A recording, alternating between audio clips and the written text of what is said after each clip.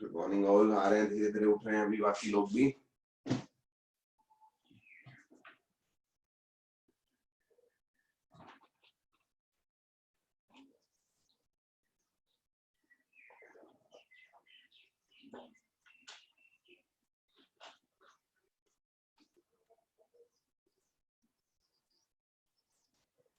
हाँ जी, electric potential की असाइनमेंट की थी सभी ने।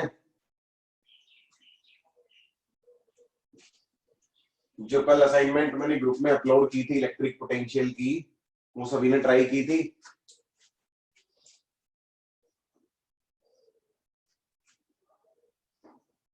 ओके, हुए थे क्वेश्चंस कुछ?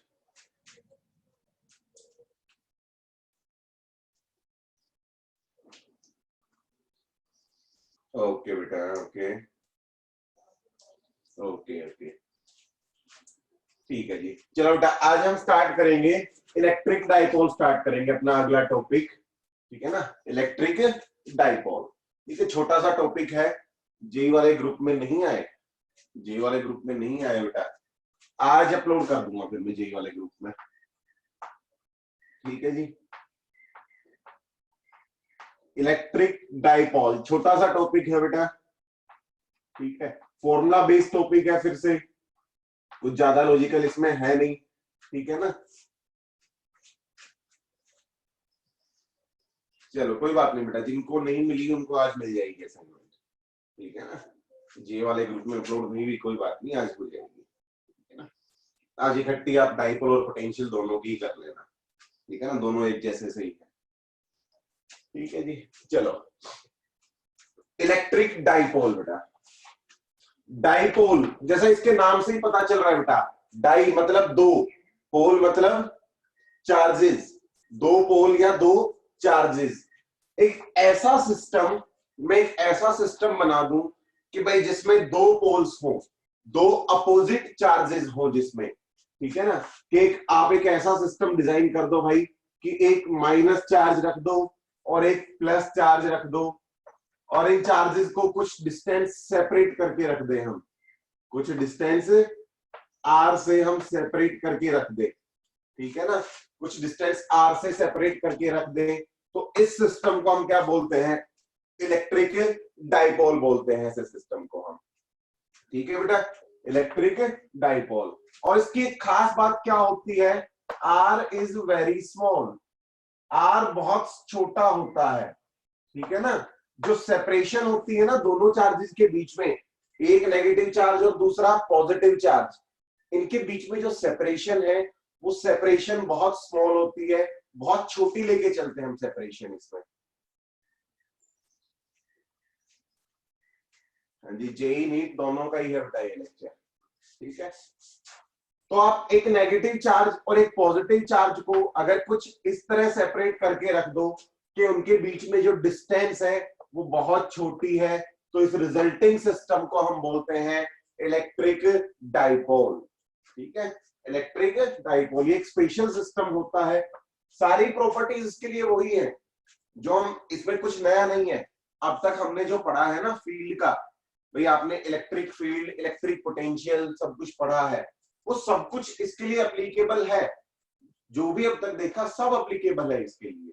ठीक है, बट अप्लाई हम थोड़ा डिफरेंट वे में करते हैं।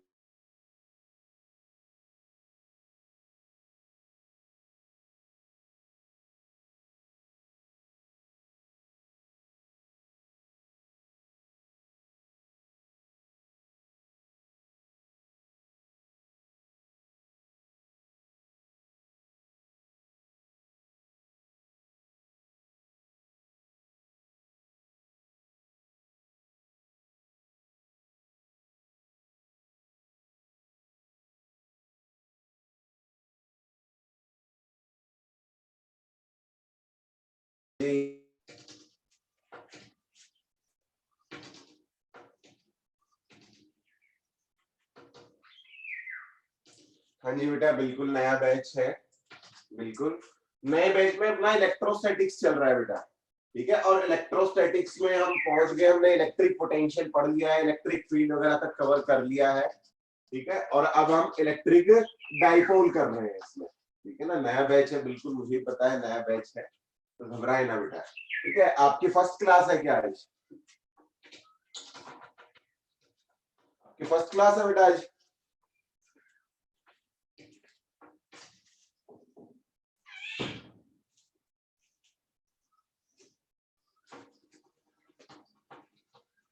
ठीक है, चलो ठीक है बेटा। इलेक्ट्रिक डायपोल के बारे में हम डिस्कशन कर रहे हैं। तो ये जो रिजल्टिंग सिस्टम है कि आप दो चार्जेस को, एक नेगेटिव चार्ज और एक पॉजिटिव चार्ज को हम कुछ डिस्टेंस सेपरेट करके रख दें, तो इस रिजल्टिंग सिस्टम को हम बोलते हैं इलेक्ट्रिक डायपोल। और जैसा कि मैंने बताया कि इसके लिए सारी वो प्रॉपर्टीज वैलिड है जो अब तक हमने पढ़ी है। इलेक्ट्रिक पोटेंशियल, इलेक्ट्रिक फील्ड, हम सब कुछ इलेक्ट्रिक डायपोल के लिए डिफाइन कर सकते हैं, ठीक है। और इसी के लिए हम एक स्पेशल चीज और डिफाइन करते हैं जिसको हम बोलते हैं dipole moment. Dipole moment, dipole moment बेटा एक फिजिकल क्वांटिटी है और ये एक वेक्टर क्वांटिटी होती है बेटा, फिजिकल क्वांटिटी होती है। जस्ट ये रिप्रेजेंटेशन का एक वे है, रिप्रेजेंटेशन का एक तरीका है, ठीक है ना।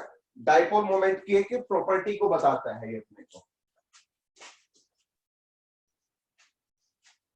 ठीक है ये।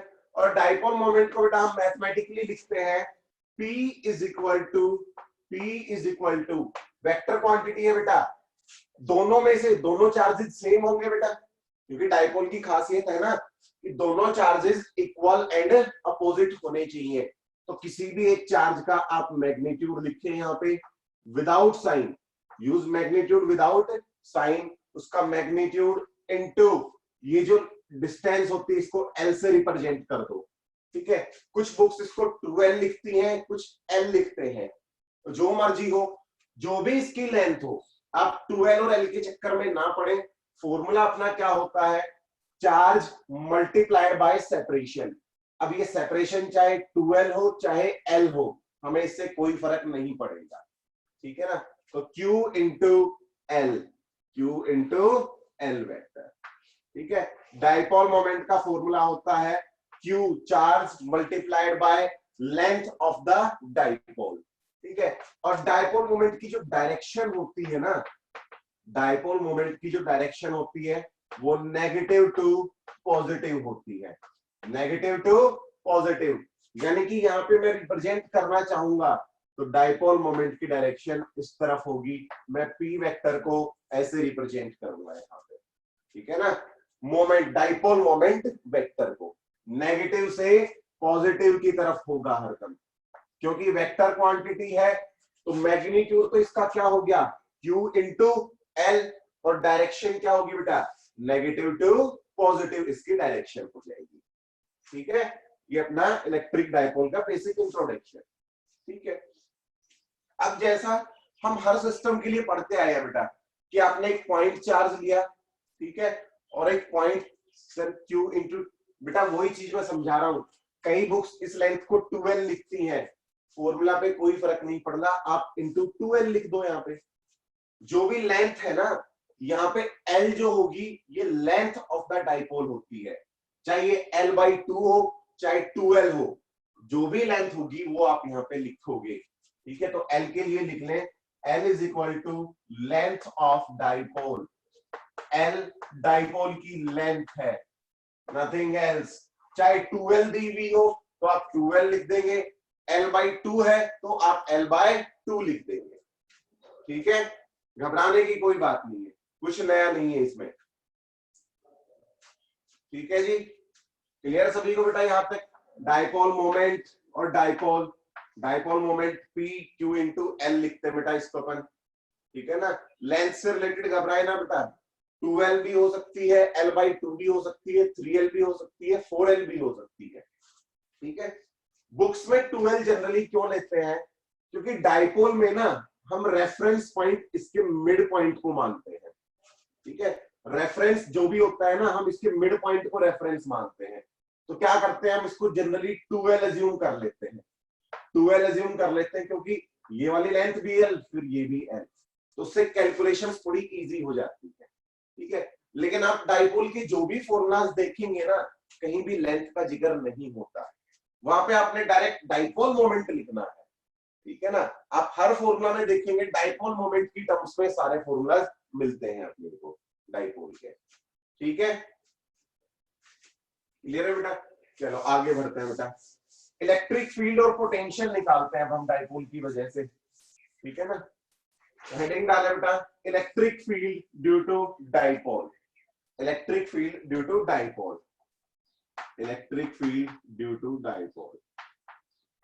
भाई 2 पॉइंट चार्जेस रखे हैं, ठीक है, दोनों की वजह से कुछ ना कुछ फील्ड होगी। ठीक भाई, एक पॉइंट चार्ज है अपना ये माइनस क्यू, दूसरा पॉइंट चार्ज है अपना ये प्लस क्यू, दोनों के बीच में कुछ सेपरेशन है एल। ठीक है, अब देखो मैं किसी पॉइंट पे देखूं बेटा, यहां पे कोई पॉइंट मान लू, इसको इसके एक्सिस पे हो गया, इसलिए एक्सियल पॉइंट बोल देते हैं, इसको हम एक्सियल पॉइंट बोल देते हैं। इस पॉइंट पे कुछ ना कुछ फील्ड होगी भाई, कुछ फील्ड तो इसकी वजह से होगी, कुछ फील्ड इसकी वजह से होगी। ठीक है, अगर मैं इसकी देखूं, इसकी वजह से पॉजिटिव फील्ड, इसकी वजह से नेगेटिव फील्ड, तो आप नेट फील्ड यहां पे देखोगे तो कुछ ना कुछ आएगी नेट फील्ड अपनी। ठीक है, तो हम लिखते हैं फॉर्मूला इसका on axial point, on axial point, on axial point. Axial point, इसके एक्सिस पे कोई पॉइंट लाई कर रहा है, उस पे इलेक्ट्रिक फील्ड कितनी होगी। ठीक है, तो हम इस पॉइंट की डिस्टेंस बेटा, ये जो एक्सियल पॉइंट है इसकी इसके सेंटर से डिस्टेंस मान लेंगे। बस ये ध्यान रहे कि डाइपोल में सारे रेफरेंसेस हम सेंटर से मानते हैं, डाइपोल के मिड पॉइंट से मानते हैं सारे रेफरेंस। ठीक है, तो इसके एक्सिस पे कोई भी पॉइंट है तो उस पॉइंट पे फील्ड का फॉर्मूला होगा अपने पास 2kp upon are cube, 2kp upon are cube. और अगर हम वेक्टर फॉर्म में लिखना चाहें तो ये हो गया वेक्टर। ठीक है, 2kp upon are cube, 2kp upon are cube.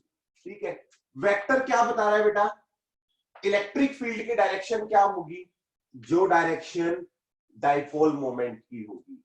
ठीक है ना, जो डायरेक्शन डाइपोल मोमेंट की होगी वही डायरेक्शन इलेक्ट्रिक फील्ड की भी होगी। ठीक है, तो अगर हम यहाँ पे देखें इस पॉइंट पे इलेक्ट्रिक फील्ड किस तरफ होगी भाई, डाइपोल नेगेटिव टू पॉजिटिव, तो यहाँ पे फील्ड भी किस तरफ होगी, इस तरफ। ठीक है, आप यहाँ पे कोई पॉइंट ले रहे हो बेटा, वहां पे पॉइंट फील्ड किस तरफ होगी, इसी तरफ, क्योंकि डाइपोल मोमेंट की डायरेक्शन इस तरफ है। ठीक है, तो आप एक्सियल पॉइंट पे देखेंगे फॉर्मूला हमारे पास ये, k electrostatic constant, p dipole moment, r उस पॉइंट की डाइपोल के मिड पॉइंट से डिस्टेंस।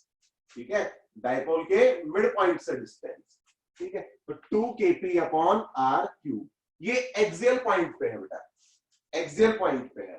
ठीक है ना, दूसरा मैं कोई मान लू इक्विटोरियल पॉइंट, इक्विटोरियल मतलब इसके मिड पॉइंट पे जस्ट ऊपर कहीं पे भी लाई कर रहा हो, इसके परपेंडिकुलर बाइसेक्टर पे, डाइपोल के परपेंडिकुलर बाइसेक्टर पे कोई पॉइंट लाई कर रहा है बेटा बी, तो इस पॉइंट पे फील्ड क्या होगी, तो इस पॉइंट पे फील्ड का फॉर्मूला होता है अपने पास electric field at B is equal to minus के P upon are cube.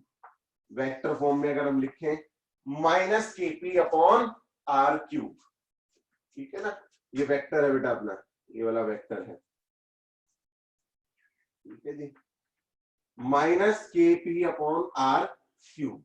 Magnitude तो बेटा के पी अपॉन आर क्यूब होगा, लेकिन ये माइनस साइन क्या शो कर रहा है कि आप यहां पे फील्ड निकालोगे ना किसी भी इक्वेटोरियल पॉइंट पे, तो देखो डाइपोल मोमेंट इस तरफ है तो फील्ड अपोजिट डायरेक्शन में आएगी।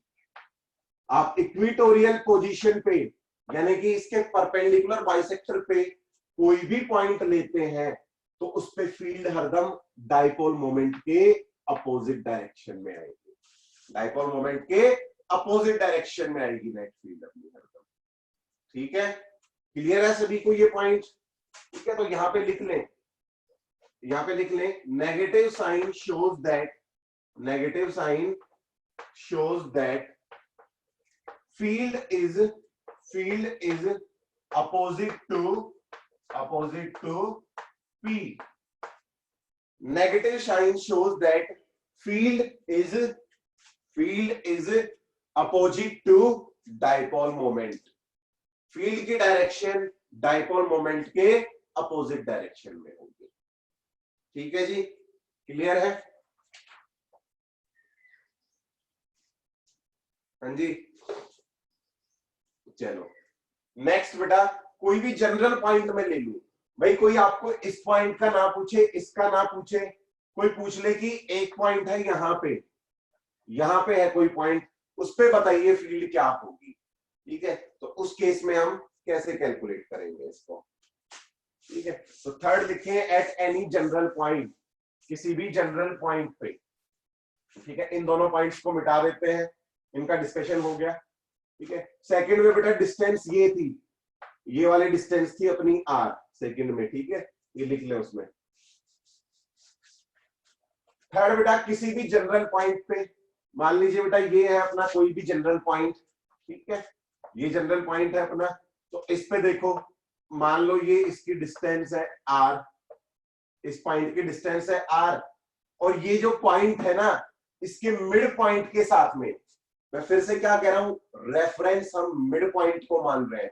ठीक है, तो ये जो पॉइंट है जहां पे अपने को फील्ड कैलकुलेट करनी है, ये मिड पॉइंट के साथ में यहाँ पे एंगल क्या क्रिएट कर रहा है, थीटा।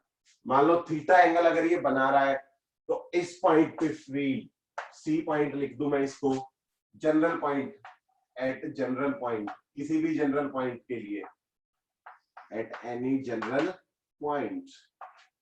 ठीक है, तो इसका फॉर्मूला आएगा बेटा अपने पास, electric field at C is equal to K P upon are cube into 3 cos square theta plus 1 का root, 3 cos square theta plus 1 का रूट।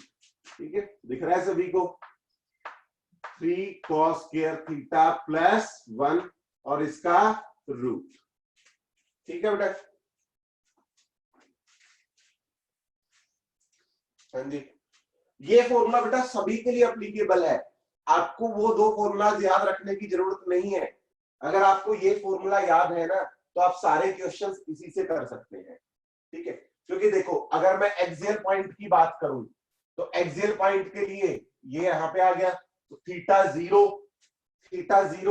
कोस 0 1, तो ये क्या बच गया, √4 यानी कि 2 kp बाय आर क्यूब। वही फॉर्मूला हमें यहां से मिल गया, जिस फॉर्मूला का हम वहां पे डिस्कशन कर रहे थे, वो फॉर्मूला हमें यहां से भी मिल जाएगा।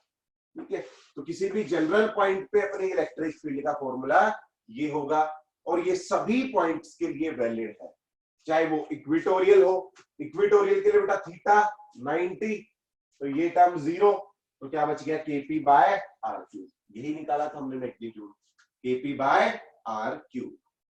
ठीक है जी, क्लियर भाई सभी को?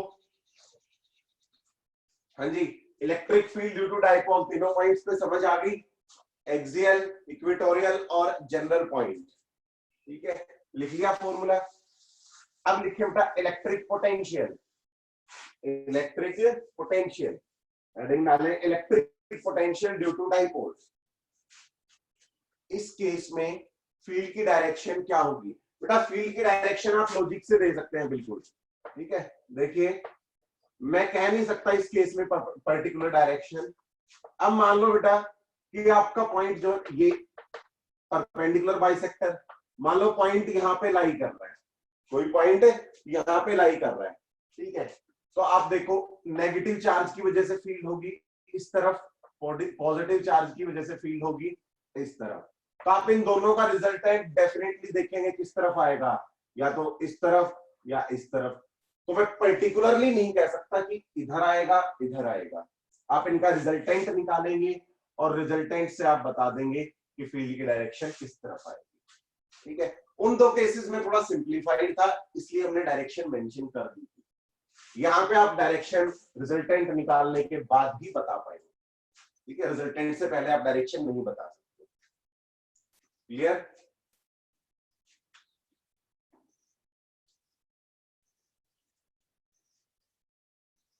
व्हाट इज के? बेटा के इलेक्ट्रोस्टैटिक कांस्टेंट है बच्चे अपना। के को हम लिखते हैं 1/4 पाई एप्सिलॉन नॉट और इसकी वैल्यू होती है 9 × 10⁹। के अपना इलेक्ट्रोस्टैटिक कांस्टेंट होता है बेटा। टॉपिक है बेटा अपना इलेक्ट्रोस्टैटिक्स चैप्टर चल रहा है अपना, ठीक है।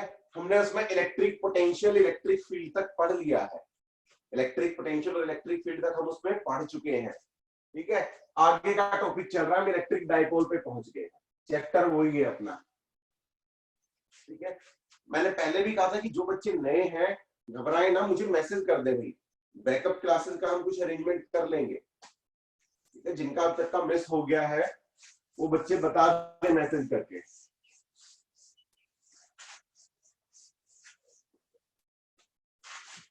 नेक्स्ट हेडिंग डाले बेटा electric potential. Electric potential due to dipole.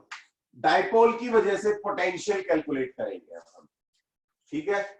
तो सबसे पहले बेटा एक्सियल पॉइंट पे कोई एक्सियल पॉइंट है, ये -q + q, लेंथ मान ले l। तो एक एक्सियल पॉइंट मान लिया आपने a, मिड पॉइंट से इसकी डिस्टेंस है r, ठीक है। तो एक्सियल पॉइंट पे पोटेंशियल का फॉर्मूला अपना क्या होगा, याद है किसी को? एक्सियल पॉइंट पे बेटा पॉजिटिव चार्ज की वजह से यहाँ पे पॉजिटिव पोटेंशियल होगा, नेगेटिव की वजह से नेगेटिव पोटेंशियल।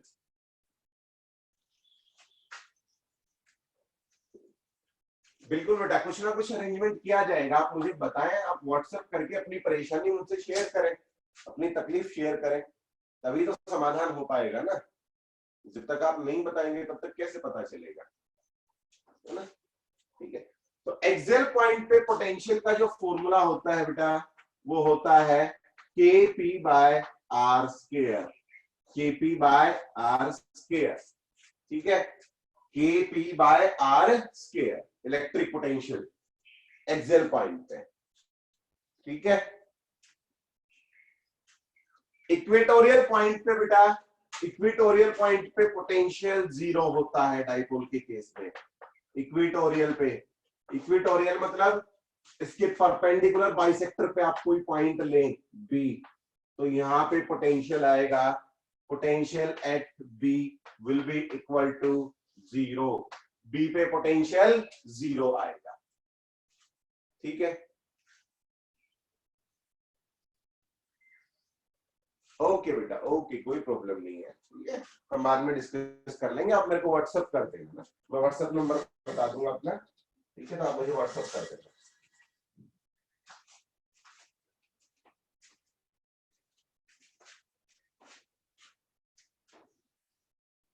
ठीक है जी। समझ आया बेटा सभी को? चलो थर्ड हम लिखते हैं किसी भी जनरल पॉइंट के लिए पोटेंशियल। आपको किसी भी जनरल पॉइंट के लिए पोटेंशियल डिफाइन करना हो तो, ठीक है। Potential at any general point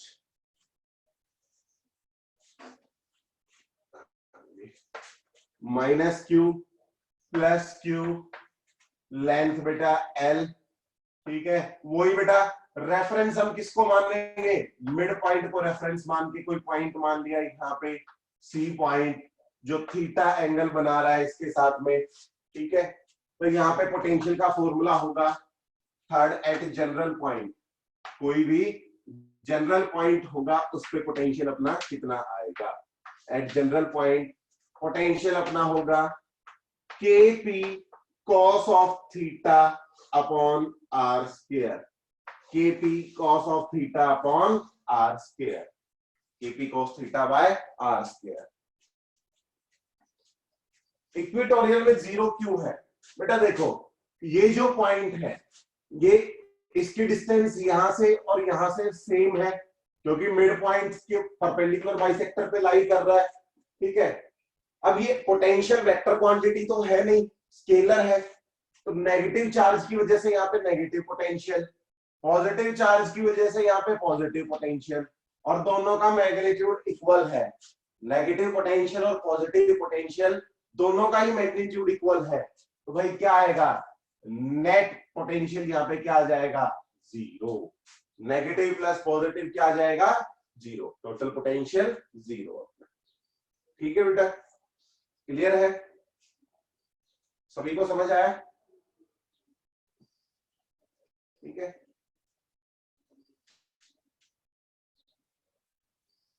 okay बेटा, ओके ठीक है, ये नोट डाउन कर ले, फिर मैं रेज करता हूं और आगे स्टार्ट करते हैं हम potential energy and torque in dipole. Dipole में पोटेंशियल एनर्जी और टॉर्क कैसे कैलकुलेट करें।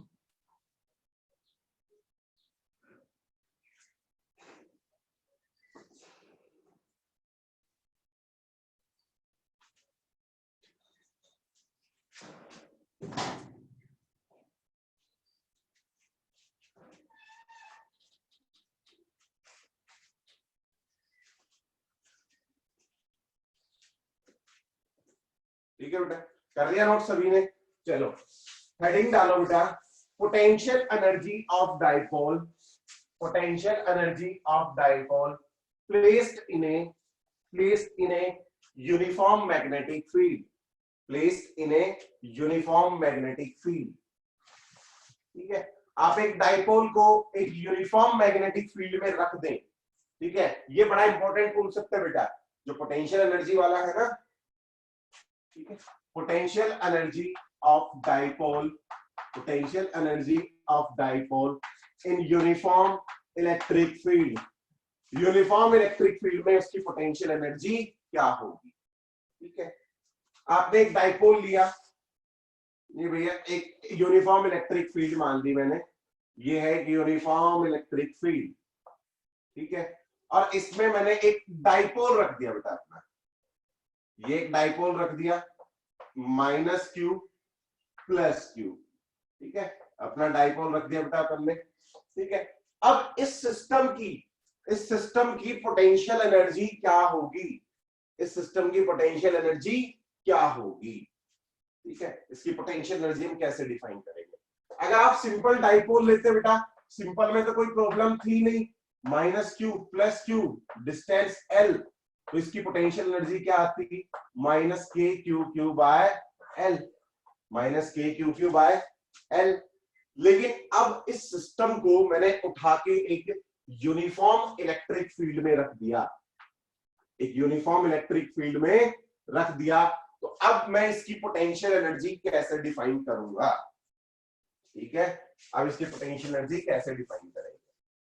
ठीक है, देखो बेटा, डिफाइन पोटेंशियल एनर्जी को डिफाइन करने के हमारे पास बहुत सारे तरीके हैं, हमने सीखे हैं, कुछ नया नहीं है इसमें। जैसे मैं पहले भी कह रहा था कि डाइपोल के अंदर कुछ भी नया नहीं है, जो हमारी अब तक की नॉलेज थी हम वही नॉलेज इसमें अप्लाई कर रहे हैं सारी। ठीक है बेटा, ये पॉइंट मान लो, अब ना भाड़ में जाए डाइपोल, गोली मारो डाइपोल को, टॉर्क भी बताऊंगा, पेशेंस रखे बेटा। भाड़ में जाए डाइपोल, एक पॉइंट ये है, एक पॉइंट ये है बेटा। ठीक है, ये दो पॉइंट्स हैं, यहां पे पोटेंशियल मान लो, इस पॉइंट पे पोटेंशियल होगा V1 और इस पॉइंट पे पोटेंशियल होगा V2। इस पे पोटेंशियल V1 और उस पे पोटेंशियल V2 लिख सकते हैं बेटा अपन बिल्कुल ऐसे। ठीक है, क्योंकि इलेक्ट्रिक फील्ड इस तरफ है। ठीक है, तो ये पॉइंट हाई पोटेंशियल होगा, ये लो पोटेंशियल होगा, V1 will be greater than V2, logic से बता सकते हैं, क्योंकि इलेक्ट्रिक फील्ड की डायरेक्शन कहां से कहां होती है, high potential to low potential. Electric field high potential से लो पोटेंशियल की तरफ होती है, तो इस पॉइंट का पोटेंशियल ज्यादा होगा, इस पॉइंट का पोटेंशियल कम होगा, इस पॉइंट का पोटेंशियल कम होगा। ठीक है, और बेटा पोटेंशियल एनर्जी का हम एक फॉर्मूला और लिखते थे, Q into delta V। Potential energy को हम क्या लिखते थे, Q इंटू डेल्टा V। फॉर्मूला पढ़ा था हमने, U is equal to Q into V, या potential is equal to energy per unit charge, पढ़ा था ना हमने फॉर्मूला। पोटेंशियल को हम क्या लिखते थे, एनर्जी पर यूनिट चार्ज। तो मैं यहां पे इस सिस्टम की पोटेंशियल एनर्जी को क्या लिख सकता हूं, चार्ज क्या है बेटा, Q, चार्ज है अपना Q। ठीक है, and multiplied by V2 minus V1, final potential minus initial potential. मान लो मैं चार्ज को यहां से यहां लेके गया, इस चार्ज को यहां से यहां लेके गया, फाइनल पोजीशन थी V2, इनिशियल पोजीशन थी अपनी V1, तो पोटेंशियल एनर्जी आ जाएगी Q V2 minus V1। But ये फॉर्मूला हम जनरली यूज नहीं करते, ठीक है। डाइपोल के लिए हमने अपना खुद का एक फॉर्मूला जनरेट किया है, हमने अपना खुद का एक फॉर्मूला बनाया है, ठीक है, क्लियर। तो इस फॉर्मूला को हम प्रेफर नहीं करेंगे। और यहां से एक बहुत इंपॉर्टेंट रिजल्ट मैं आपको लिखवाऊंगा, बहुत सारी प्रॉब्लम्स इस पे बेस्ड होती है, ठीक है। ये सिर्फ डाइपोल के लिए नहीं, ये हर जगह वैलिड होगा। आपको कभी भी किसी इलेक्ट्रिक फील्ड में ना दो पॉइंट्स के बीच में पोटेंशियल कैलकुलेट करना है, दो पॉइंट्स के बीच में पोटेंशियल कैलकुलेट करना है बेटा, तो अपना पोटेंशियल का फॉर्मूला क्या होता है, डेल्टा, पोटेंशियल डिफरेंस का फॉर्मूला क्या होता है, V is equal to E into r. Potential difference is equal to electric field into distance between points. आपको किन्हीं भी दो पॉइंट्स के बीच में पोटेंशियल डिफरेंस निकालना था, तो हम क्या लिखते थे, electric field multiplied by distance between the points, multiplied by distance between the points. और आज एक बात जो मैंने शायद कल ही बताई थी कि बेटा इस फॉर्मूला में हम ये जो इलेक्ट्रिक फील्ड होती है ना, इसको हम क्या लिखते हैं, V is equal to ER into R। याद है किसी को ये बात, किसी को ये बात याद है, ये बात याद है किसी को, हाँ जी याद है बेटा। इस बात में बहुत गहरा मतलब था, मैंने कल भी आपको ये चीज समझाई थी कि ये हंसी मजाक वाली बात नहीं थी। अगर हंसी मजाक होता ना तो तुम ये सवाल अभी गलत कर देते।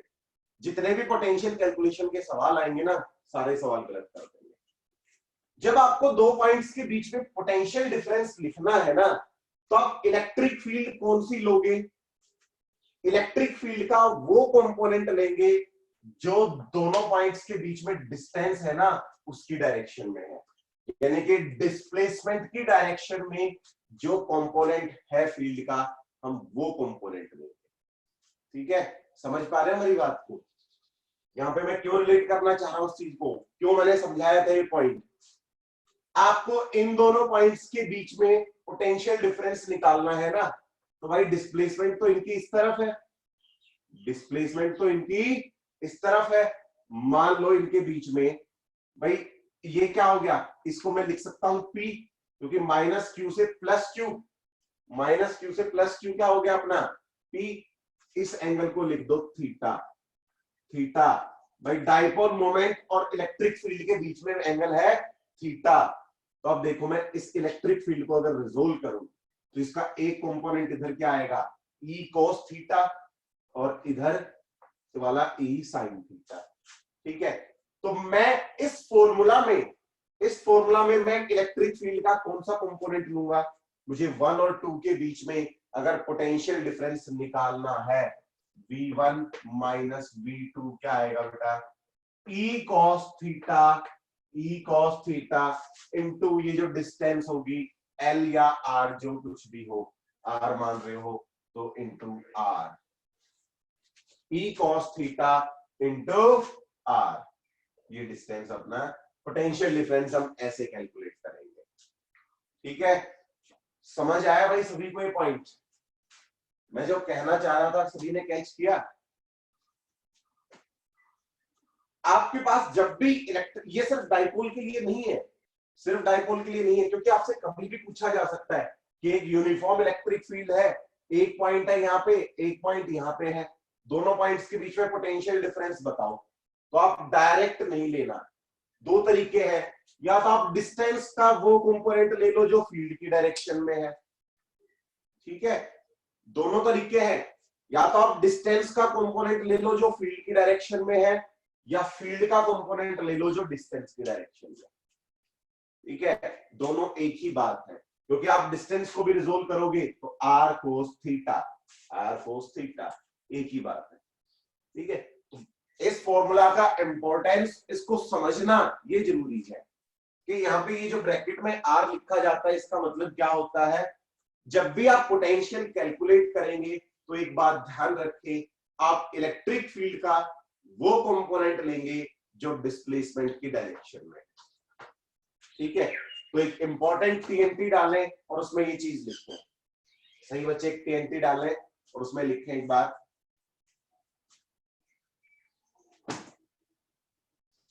ठीक है, while calculating potential difference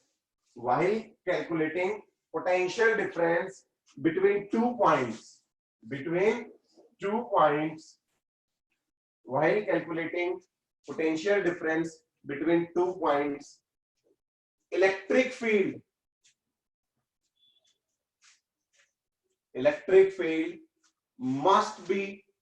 must be chosen carefully. Electric field must be chosen carefully.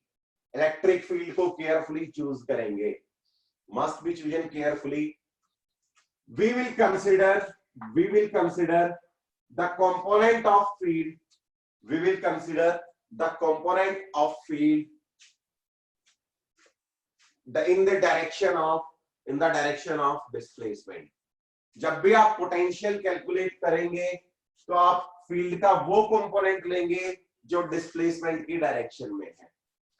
ठीक है, क्लियर है? और साइन हम लॉजिक से दे देंगे बेटा।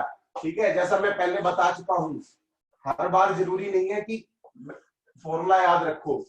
मान लो आपसे इस पॉइंट और इस पॉइंट के बीच में पोटेंशियल डिफरेंस पूछता है।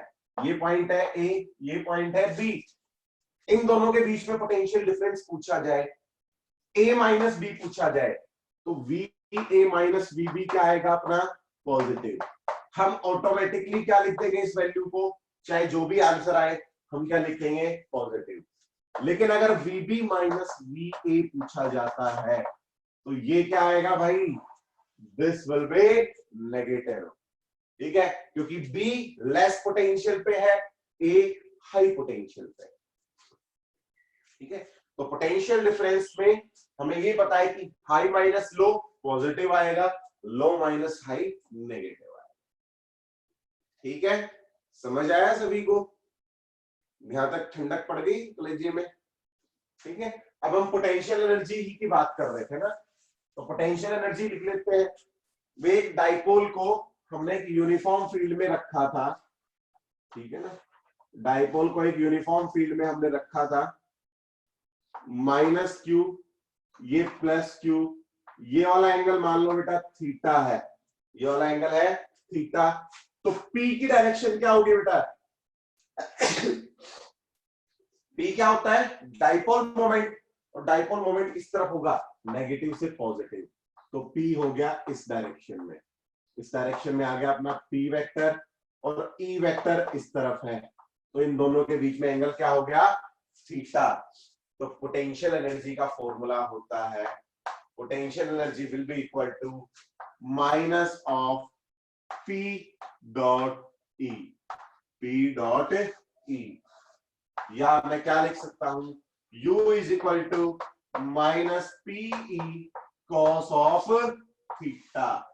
माइनस साइन जरूरी है बेटा, क्योंकि डाइपोल की पोटेंशियल एनर्जी हरदम नेगेटिव आएगी, क्योंकि एक चार्ज पॉजिटिव है, एक चार्ज नेगेटिव, तो हरदम क्या आएगी पोटेंशियल एनर्जी? नेगेटिव। इसलिए नेगेटिव साइन इसके साथ में फ्री आता है, डाइपोल के साथ में नेगेटिव साइन फ्री आएगा। ठीक है, P डाइपोल मोमेंट भाई Q into L, E electric field आपको गिवन होगी, थीटा भी आपको गिवन होगा। बस थीटा में ध्यान रखा जाए, क्योंकि यही सवाल अगर मैं ये ऐसे कर देता ना कि भाई इधर माइनस क्यू है, इधर प्लस क्यू है, और फील्ड है इस तरफ, ठीक है, ये लाइन होती, तो अब की बार ये वाला एंगल थीटा नहीं होता भाई, क्योंकि P की डायरेक्शन बेटा अब की बार इस तरफ है, P की डायरेक्शन तो इस तरफ है, तो ये वाला एंगल अपना थीटा बनता है। ठीक है, तो एंगल चूज करते टाइम थोड़ा ध्यान रखें कि आपको मैग्नेटिक जो डाइपोल मोमेंट है वो आपको किस डायरेक्शन में। ठीक है, तो यहां पे लिख रहे हैं theta is angle between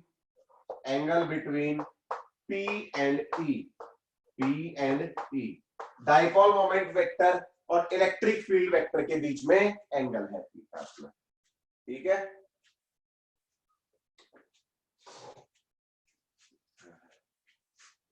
clear भाई, सभी को समझ आ गया बेटा, ठीक है।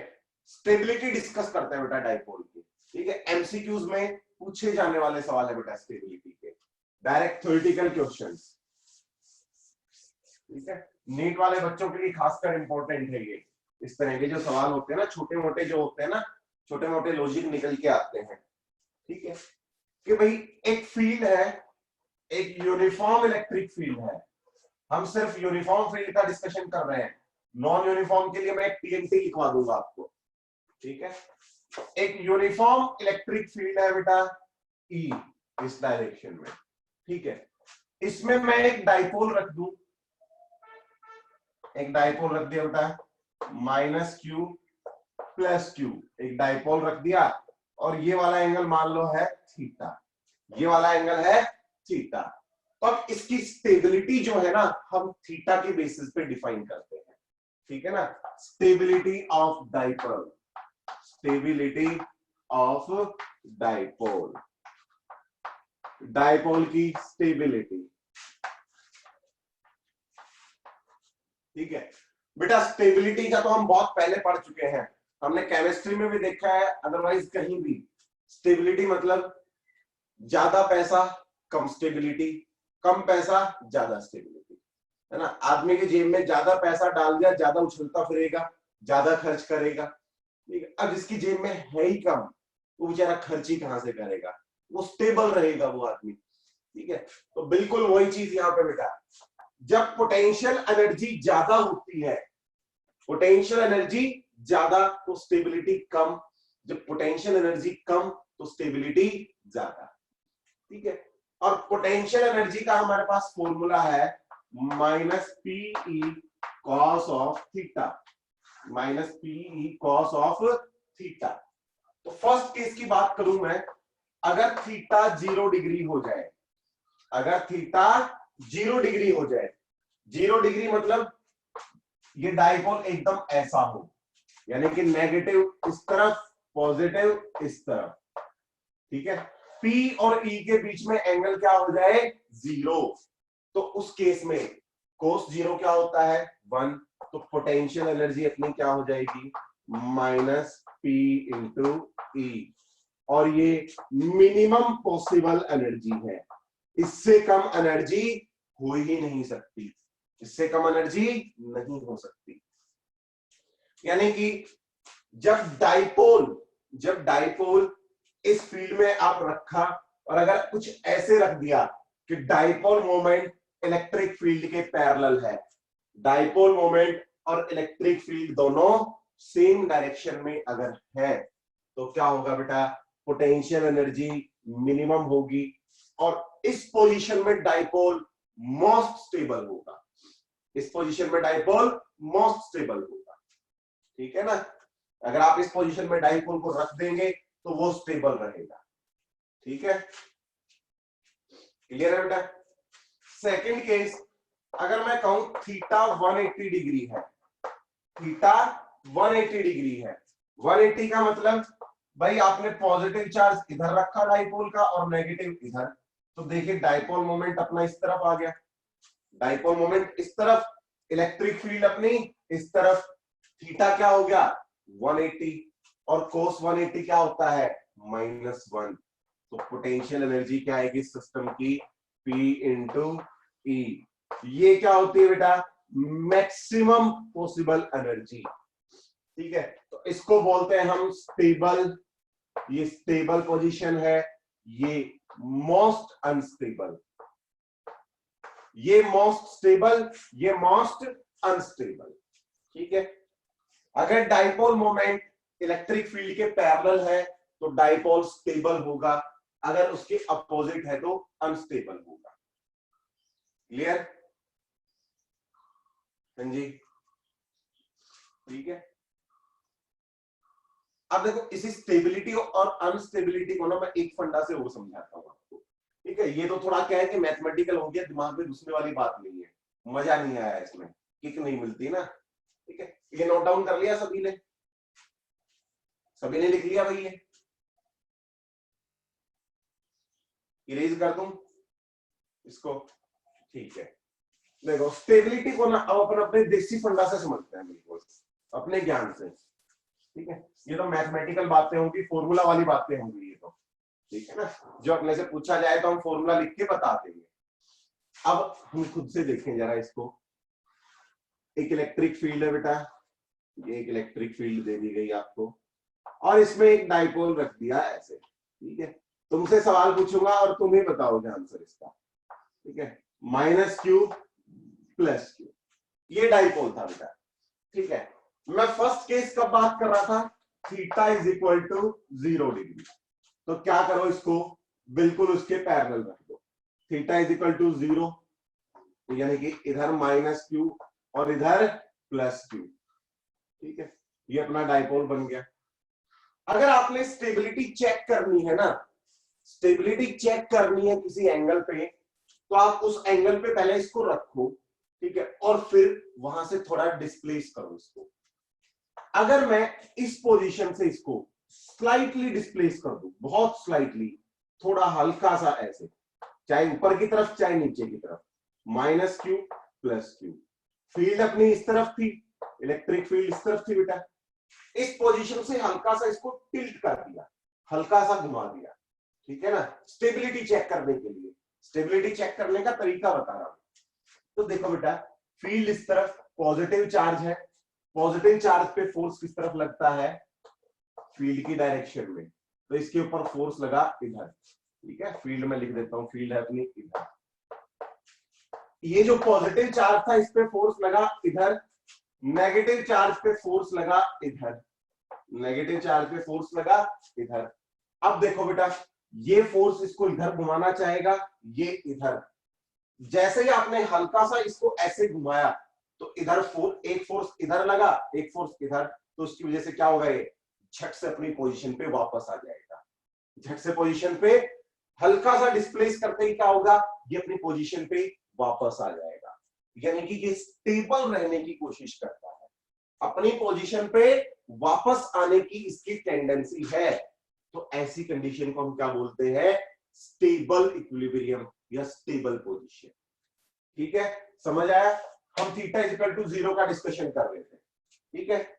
सेकंड अगर मैं बात करूं, इसी में आगे बढ़े अपन, थीटा इज इक्वल टू 180 वाला डिस्कशन कर लेते हैं। अब क्या किया, इधर y नेगेटिव और इधर पॉजिटिव, ठीक है। अब इसको हल्का सा डिस्प्लेस करो इस पोजीशन से, लो जी हल्का सा डिस्प्लेस कर दिया, minus Q plus Q. Electric field तो बेटा अपनी इस तरफ ही थी, है ना। माइनस चार्ज पे फोर्स किस तरफ लगेगा, opposite to the direction of field, और प्लस चार्ज पे in the direction of field, ठीक है। तो अब की बार क्या होगा बेटा, आप इसको हल्का सा रोटेट करोगे इस पोजीशन से, हल्का सा भी रोटेट किया तो क्या होगा, ये और ज्यादा रोटेट हो जाएगा, यानी कि परमानेंटली अपनी पोजीशन छोड़ के चला जाएगा, परमानेंटली अपनी पोजीशन छोड़ के चला जाएगा। तो इस तरह के इक्विलिब्रियम को हम बोलते हैं unstable equilibrium, unstable equilibrium. Positive to negative क्यों लिया, मतलब बेटा इलेक्ट्रिक फील्ड की डायरेक्शन पॉजिटिव से नेगेटिव की तरफ होती है, ठीक है ना। Electric field always from positive to negative, तो डेफिनेटली इधर पॉजिटिव चार्ज था, इधर नेगेटिव चार्ज, ठीक है। तो पॉजिटिव नेगेटिव को क्या करेगा, पॉजिटिव नेगेटिव को अट्रैक्ट करेगा, पॉजिटिव पॉजिटिव को रिपेल करेगा। तो इसके ऊपर इधर फोर्स लगा, इस पे इधर फोर्स लगा, बस, ठीक है। क्लियर, चलो ठीक है बेटा, आ गया समझ सभी को ये फंडा, ठीक है। क्लियर जी। तो एक टीएनटी डालें, एक टीएनटी डालें और उसमें लिखें, टीएनटी डाल के लिखें, a dipole always tries to align, always tries to align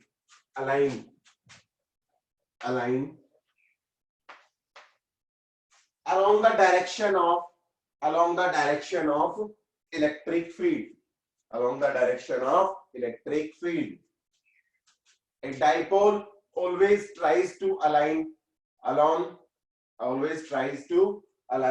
along the direction of electric field. ठीक है, आप एक डाइपोल को रख दो बेटा -q +q, फील्ड इस तरफ है, इसकी टेंडेंसी हरदम किस तरफ क्या होगी बेटा, ये इसका मैग्नेट डाइपोल मोमेंट, तो इसकी टेंडेंसी हरदम क्या होगी कि इसका डाइपोल मोमेंट इलेक्ट्रिक फील्ड के पैरेलल हो, इलेक्ट्रिक फील्ड की डायरेक्शन में हो। तो उसी में आगे लिख लें, that is dipole moment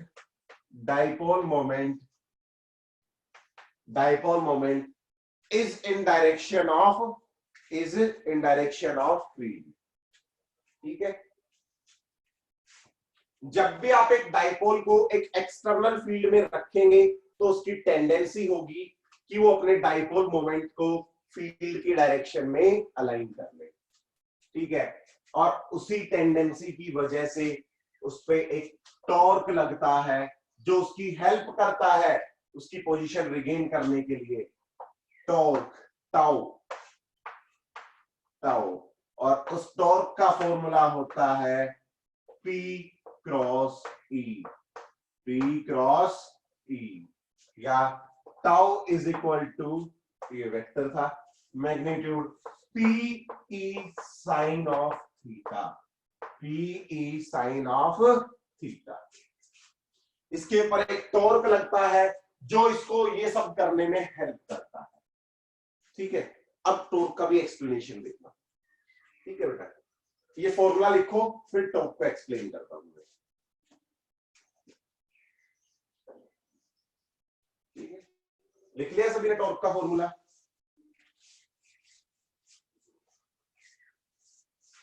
tau is equal to PE sine theta. क्यों लगता है टॉर्क, ये देखिए जरा बेटा, ये थी अपनी फील्ड इस तरफ और ये हमने रखा डाइपोल -q +q। ठीक है, अगर आप एक डाइपोल को एक यूनिफॉर्म फील्ड में रखते हैं तो तीन बातें हरदम ध्यान रखें।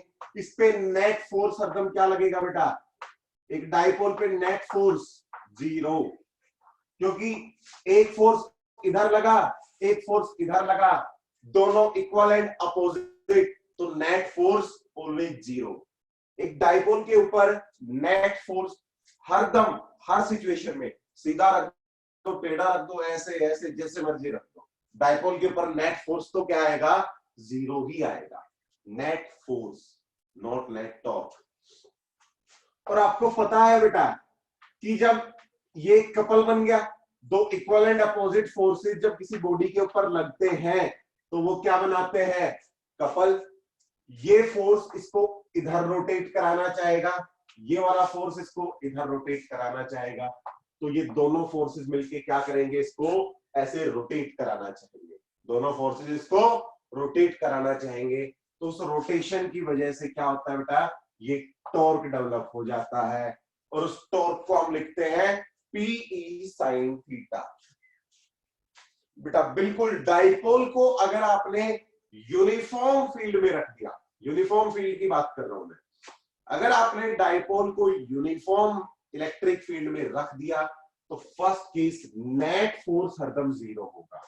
सेकंड बेटा टॉर्क आप लिखोगे PE sine theta, PE sine theta, torque होगा PE sine theta. And third point, potential energy will B -PE cos of theta, potential energy होगी -PE cos theta. Non uniform field का भी दिखा रहा हूं, TNT लिखे नॉन यूनिफॉर्म फील्ड के लिए, ये नोट कर ले।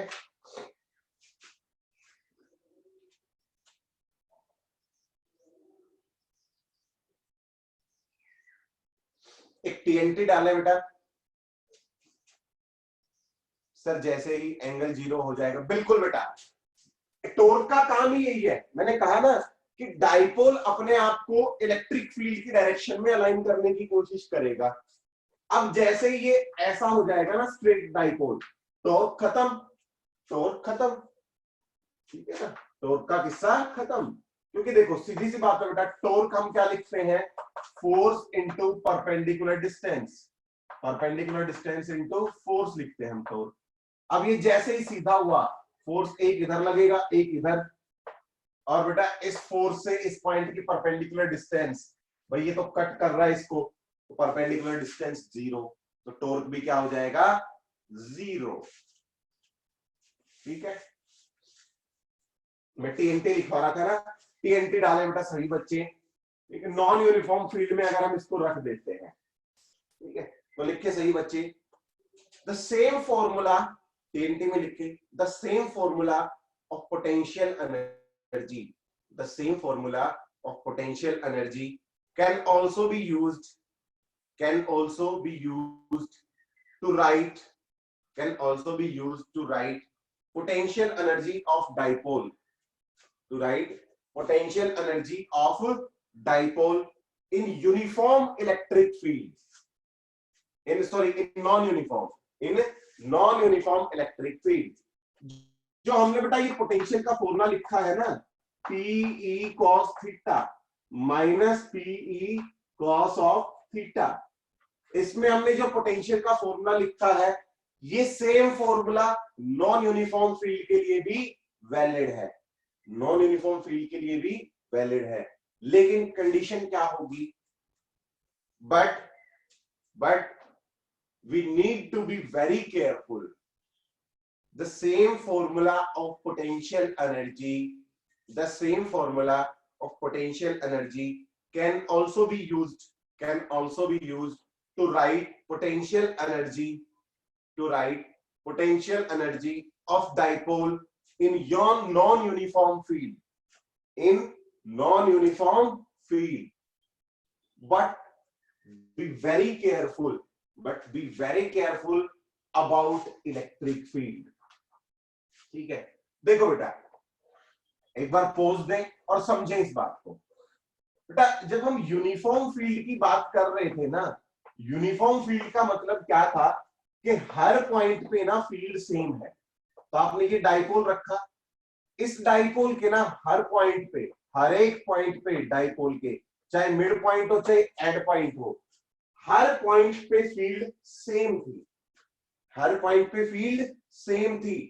लेकिन अगर ये फील्ड में नॉन यूनिफॉर्म ले लूं, नॉन यूनिफॉर्म फील्ड अगर ले लूं, तो भाई हर पॉइंट पे फील्ड डिफरेंट हो सकती है, हर पॉइंट पे फील्ड डिफरेंट हो सकती है, और फील्ड डिफरेंट है तो आप डायरेक्ट ये फॉर्मूला यूज नहीं कर सकते। तो करूंगा बेटा, रिपीट कर रहा हूं, पहले सुन ले मेरी बात, समझ ले, ठीक है ना, रिपीट कर दूंगा, लिखवा दूंगा, कहीं नहीं भाग के जाएंगे। अगर नॉन यूनिफॉर्म फील्ड में रख देंगे तो हर पॉइंट पे फील्ड डिफरेंट होगी, तो ध्यान रहे कि जब भी आप नॉन यूनिफॉर्म फील्ड में पोटेंशियल एनर्जी लिखेंगे, तो ये जो इलेक्ट्रिक फील्ड होगी ना, वो स्ट्रिक्टली कौन सी फील्ड होगी, जो इसके मिड पॉइंट पे पास हो रही है ना, इसके मिड पॉइंट से पास होने वाली जो फील्ड है ना, उसका मैग्नीट्यूड लिखना है। ये इधर वाली फील्ड अलग होगी, इधर वाली अलग होगी, हमें किसी से कोई मतलब नहीं है। जब नॉन यूनिफॉर्म में रख दिया तो उसके मिड पॉइंट पे जो फील्ड है ना, वो फील्ड यहाँ पे लिखनी है, मिड पॉइंट वाली फील्ड हम यहाँ पे लिखेंगे, ठीक है, डाइपोल के मिड पॉइंट वाला। क्लियर है, समझ आया सभी को? बाकी फॉर्मूला हमारा सेम रहेगा, ठीक है। तो मैं बोल रहा हूं फिर से, the same formula of potential energy, the same formula of potential energy can be used to write potential energy, can be used to write potential energy of dipole in non-uniform electric field, in non-uniform electric field, but we need to be very careful, about electric field,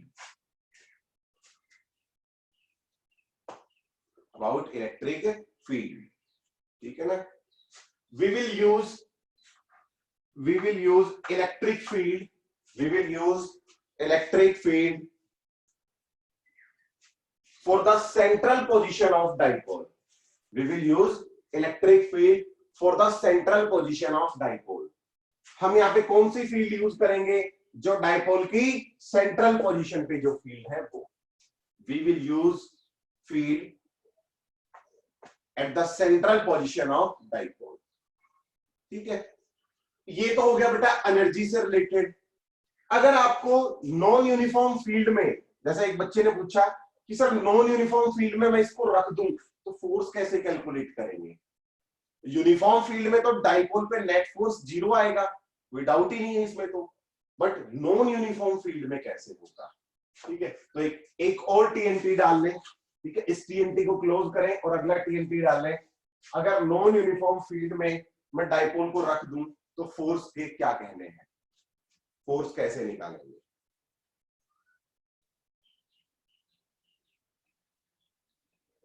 ठीक है जी, मान लो अगर non uniform field है यानी कि electric field अपनी very कर रही है, electric field is a function of, मैं एक्स डायरेक्शन में मान लूं, electric field is a function of x, electric field इस डायरेक्शन में वेरी कर रही है और अब आपने डाइपोल रख दिया तो इसके ऊपर आप फोर्स कैसे कैलकुलेट करेंगे? तो उसके लिए फॉर्मूला लिखें, F will be equal to, force will be equal to minus P, sorry minus नहीं, P dE by dx, dE by dx, P dE by dx। ठीक है, मतलब देखो एक एग्जांपल से समझा देता हूं। E इज इक्वल टू, भाई अगर मान लो एक्स एक्सिस के अलोंग फील्ड वेरी कर रही है, ठीक है, तो E मान लो भाई 4x i cap, electric field हमारी ऐसी है, ये अपना इलेक्ट्रिक फील्ड वेक्टर है। ठीक है, तो आप क्या करो बेटा, इस फील्ड को डिफरेंशिएट कर दो, फील्ड को डिफरेंशिएट 4x स्क्वायर मान लो बेटा, 4x स्क्वायर, फील्ड को x के रेस्पेक्ट में डिफरेंशिएट करो तो d बाई dx कितना आएगा अपना 8x i कैप। ठीक है, बात यहां पे खत्म नहीं होती, इसी में आगे मैं थोड़ा सा लिख दूं एक्स सेंटर, सेंट्रल पोजीशन वाला। ठीक है, मतलब आप देखो कि डाइपोल के लिए, डाइपोल का जो सेंटर है ना वो कहां पे लाई कर रहा है। ठीक है, आपके पास ओरिजिन होगा कुछ ना कुछ, ठीक है ना, कुछ ना कुछ मान लो ओरिजिन होगा बेटा, भाई ये आप ओरिजिन सिस्टम मानोगे, ये 0 है, तो डाइपोल का सेंट्रल पोजीशन उसका कुछ ना कुछ एक्स कोऑर्डिनेट होगा, तो वो वैल्यू यहां पे पुट कर दें। अगर एक्स 0 है, भाई डाइपोल का सेंटर ओरिजिन पे ही लाई कर रहा है तो ये 0, अगर 1 पे लाई कर रहा है तो 1 रख दो और फिर ये फॉर्मूला यूज करेंगे। ठीक है, d by D X at a central position. ठीक है, वैसे ये सवाल नीट वाले बच्चों के लिए तो बहुत रेयर चांसेस है, रेयर ऑफ द रेयरेस्ट। ठीक है ना, जेई एडवांस वाले बच्चों से पूछे जा सकते हैं इसके सवाल। ठीक है, हालांकि फॉर्मूला अगर आपको लिखना हो तो फॉर्मूला आप सिर्फ ये लिख सकते हैं कि नॉन यूनिफॉर्म फील्ड में अगर आपने रख दिया तो आप फील्ड को डिफरेंशिएट करें और उसमें एक्स की वो वैल्यू रखें जो उसका कोऑर्डिनेट है, डाइपोल के सेंटर का जो कोऑर्डिनेट है वो वैल्यू रखते हैं उसमें। ठीक है, क्लियर है सभी को? हाँ जी, समझ आ गया बेटा सभी को? डाइपोल का किस्सा खत्म कर रहे हैं भाई, समअप कर रहे हैं डाइपोल को। ठीक है, इसकी प्रॉब्लम्स आपको अपलोड कर दी जाएंगी। ठीक है, नेक्स्ट हेडिंग डाले बेटा equipotential surfaces, equipotential surfaces, equipotential surface, most awaited, long awaited equipotential, जैसा इसका नाम ही बता रहा है, इक्विपोटेंशियल सरफेस, इक्विपोटेंशियल सरफेस। ठीक है, इसकी प्रॉपर्टीज ही इसके न्यूमेरिकल्स को सोल्व करने में हेल्प करती है। 2-4 प्रॉपर्टीज है, ध्यान से सुन ले और न्यूमेरिकल्स में अप्लाई करें। इक्विपोटेंशियल का मतलब क्या है बेटा?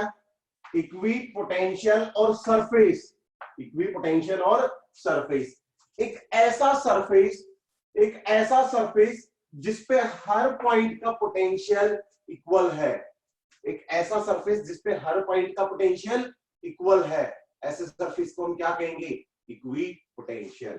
फॉर एग्जांपल बेटा मैं एक होलो चार्ज स्फीयर लूं, होलो चार्ज स्फीयर लूं, इसके अंदर जो है इसकी पूरी बॉडी, इसकी पूरी वॉल्यूम क्या है?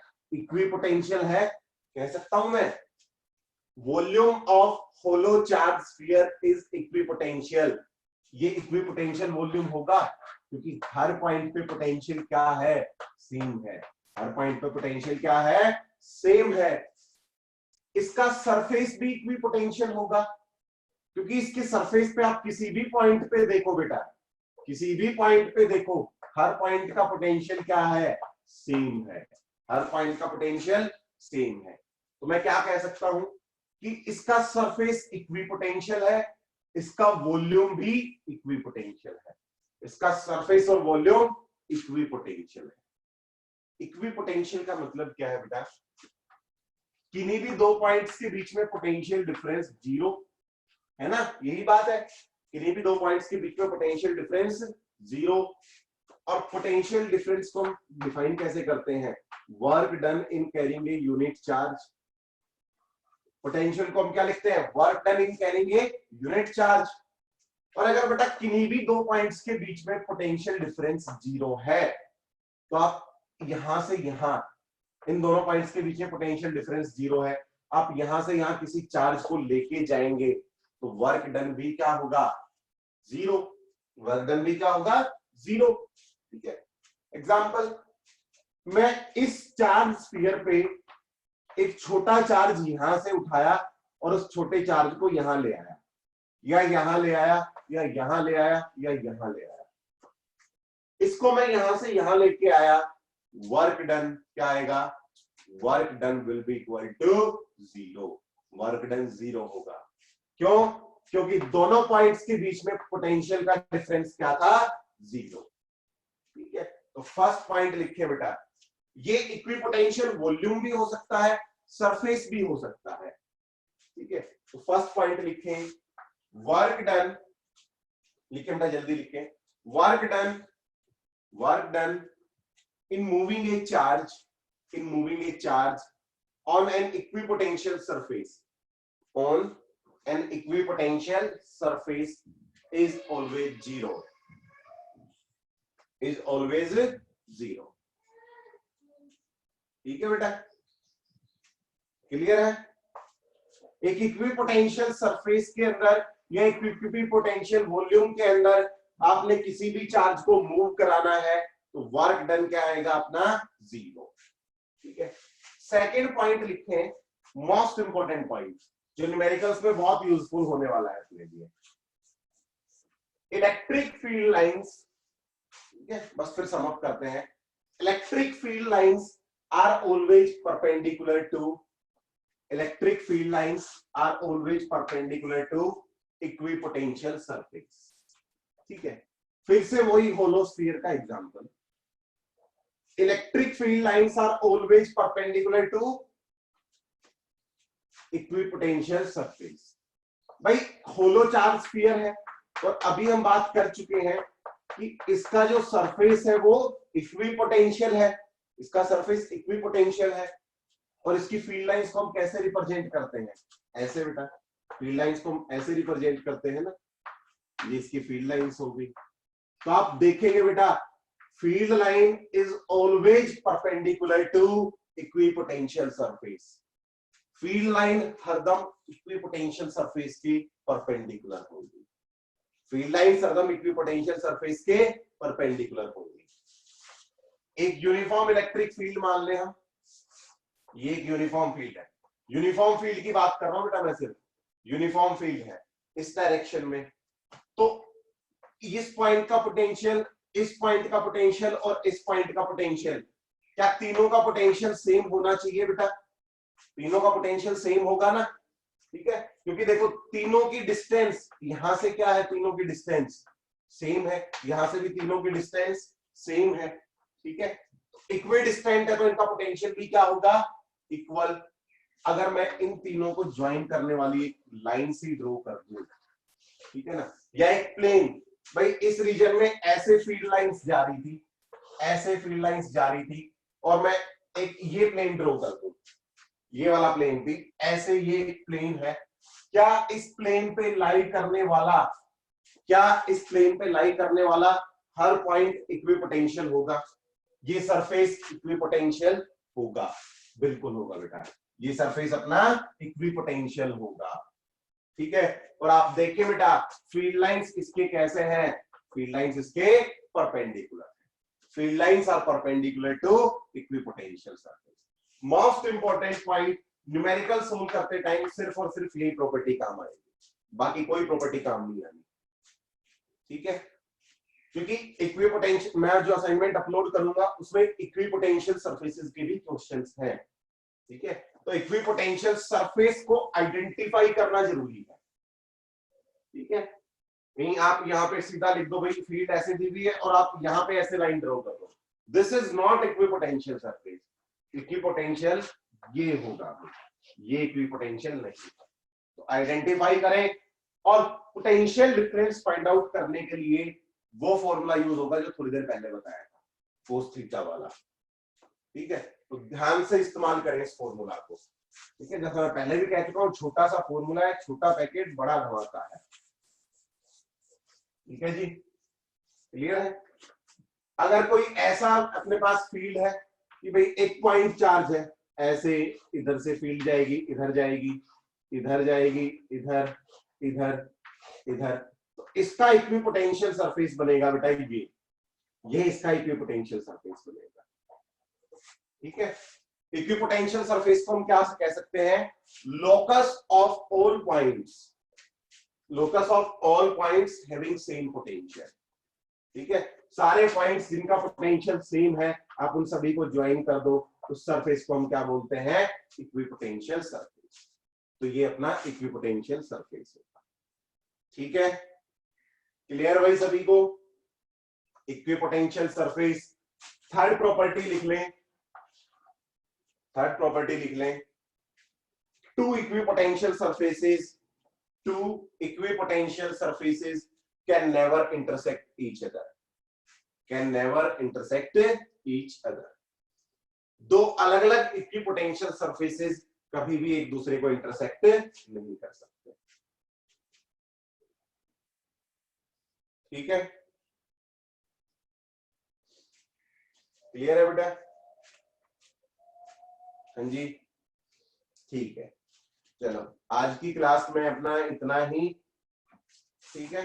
कल से हम स्टार्ट करेंगे बेटा कंडक्टर्स एंड इट्स प्रॉपर्टीज, ठीक है ना, कंडक्टर और उसकी प्रॉपर्टीज स्टार्ट करेंगे हम कल वाली क्लास से, ठीक है। उसमें भी हम इक्विपोटेंशियल की कुछ एक प्रॉपर्टीज यूज करेंगे, ठीक है। तो अब जो आने वाला जो लेक्चर है ना बेटा, देखो मैं ऑनेस्टली बताऊं, एग्जामिनेशन पॉइंट ऑफ व्यू से अब तक का जो हमने पढ़ा है, कंडक्टर से पहले का जो पोर्शन पढ़ा है ना, ये एकदम सेपरेट है और कंडक्टर के बाद वाला एकदम सेपरेट है, दोनों ही इक्वल इक्वल वेटेज रखते हैं, ठीक है। एग्जाम्स में जब भी क्वेश्चन आते हैं ना, आप हरदम देखिएगा क्वेश्चन, आधे क्वेश्चन इससे पहले वाले पोर्शन से आते हैं, आधे उसके बाद वाले पोर्शन से। ये कंडक्टर्स में अपना पैरेलल प्लेट, होलोस्फीयर्स, कॉन्सेंट्रिक और कैपेसिटर्स आ जाते हैं। उससे पहले अपना गोस लो, इक्विपोटेंशियल, डाइपोल वगैरह ये सब, ठीक है। तो उतना ही इक्वली इंपॉर्टेंट है जितना कि ये था, थोड़ा बहुत ज्यादा ही हो सकता है, क्योंकि कैपेसिटर्स की इंपॉर्टेंस तो आप जानते हो। और एक बात मैं ढंग से समझा दूं, अच्छे से बता दूं, आने वाले दो लेक्चर, कल का लेक्चर और जो उसके बाद वाला जो लेक्चर होगा, ये दो लेक्चर्स अगर किसी ने मिस कर दिए तो कैपेसिटर समझ नहीं आएगा, ठीक है। मैं कैपेसिटर्स को आप अच्छे से समझ पाओ, इसीलिए मैं इन दो लेक्चर्स में मैं एफर्ट्स लगाऊंगा, क्योंकि कैपेसिटर्स जो है ना वो सारा का सारा यहीं से बिल्डअप होता है और बहुत बहुत ज्यादा इंपॉर्टेंट टॉपिक है कैपेसिटर। हर साल एक सवाल पक्का आता ही आता है, धरती इधर की उधर हो जाए लेकिन कैपेसिटर का सवाल नहीं मिलता, ठीक है। तो कैपेसिटर में पूरा एफर्ट लगाएंगे अपन, एक सवाल जो आना है उसको खोएंगे नहीं, ठीक है बेटा, क्लियर है। तो चले मेहनत करें अपने अच्छे से, जो असाइनमेंट आपको मिल गई है वो असाइनमेंट आप करते रहें, और मिल जाएंगे असाइनमेंट। फिर एक डाउट सेशन रखेंगे मोस्ट प्रोबेबली कल, ठीक है बेटा, चलिए ठीक है। किसी को कोई डाउट हो तो बता दो बेटा, ठीक है जी। हाँ व्हाट्सएप नंबर बेटा, व्हाट्सएप नंबर है 8901173028,